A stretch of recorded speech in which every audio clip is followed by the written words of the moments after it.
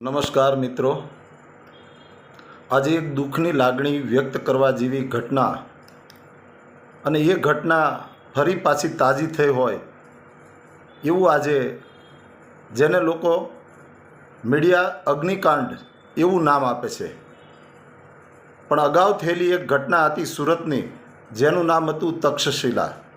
એ તક્ષશિલામાં અગ્નિકાંડ બન્યો ત્યારે તેમાં 20 વિદ્યાર્થીઓના મૃત્યુ થયા હતા અને એ ઘટના એવી હૃદયદ્રાવક હતી કે જેમણે જોઈ છે અને જેણે નજરે જોઈ છે અથવા તો જેણે પેપરમાં વાંચ્યું ને તો પણ તેમના હૃદયમાં એ હૃદય બળીને ખાખ થઈ ગયું હોય એવી ઘટના હતી. જાણે પરિવાર અને સ્વજનોને, જેમના સ્વજનો ગુમાવ્યા છે, જેમણે વિદ્યાર્થીના માતા પિતાઓ તો એટલું હૈયાકલ્પાંત કર્યું છે કે તે સ્થળ પર હું કદાચ એમ કહું કે આંસુઓનો સાગર વહી જાય ને તો પણ ઓછો હતો. એવી જ ઘટના દિલ્હીમાં બની.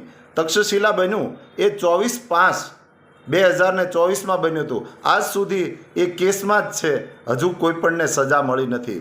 કેમ કે આ રાજનૈતિક બાઘડ બિલ્લાઓ એના અને ભ્રષ્ટ અધિકારીઓના મેળાપણામાં હજુ કોઈને સજા નથી થઈ. એવા જ હાલ દિલ્હીમાં થશે. કેમ કે દિલ્હીમાં લેમોન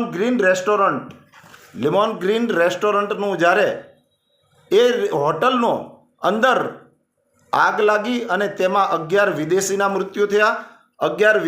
મૃત્યુ થયા અને બીજા અહીંના આપણા દેશના હતા.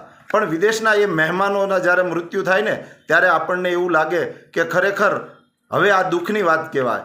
એ અધિકારીઓ કરેલી મેળપણાની ભ્રષ્ટાચારનો ભોરિંગ આ લોકોને ભરખી ગયો અને એ ભ્રષ્ટાચારીઓને કંઈ નહીં થાય, માત્ર કાગળો હજારો પાનાના થઈ જશે અને એ કેસ પડી રહેશે કોર્ટમાં અને કેસ પછી વર્ષોના વર્ષ ચાલશે.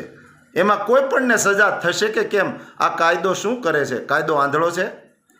આ અગ્નિકાંડ નથી, આ કાયદાકાંડ. મને તો એવું લાગે છે આ કાયદાકાંડ છે અને લોકોને આ જ રીતે પરેશાન કરવાના. અને મૃત્યુ વખતે સરકાર સંવેદના વ્યક્ત કરે, 2 લાખ રૂપિયા આપી દે અને બસ અમે એમની સાથે છીએ, અમે એમના પરિવારની સાથે છીએ. કેમ ચુકાદો આવતો નથી ક્યાંયથી? અને સુરતની ઘટના જ્યારે બનીને ત્યારે એમ કહેતા હતા કે અમે 24 કલાકમાં ચુકાદો લાવશું. અરે 24 નહીં, 24 મહિને ન આવ્યો, 48 મહિને પણ હજી નથી આવ્યો. હવે એ ચુકાદો નથી, કેટલાને ક્યારે સજા અપાવશો? હવે એ દિલ્હીમાં બેઠેલી સરકાર ક્યારે જવાબ કરશે? હવે આપણે તમે જુઓ અને હું પણ જોઈએ, આપણે વિચાર કરીશું કે આ લોકોને ન્યાય મળશે કે કેમ. ચલો.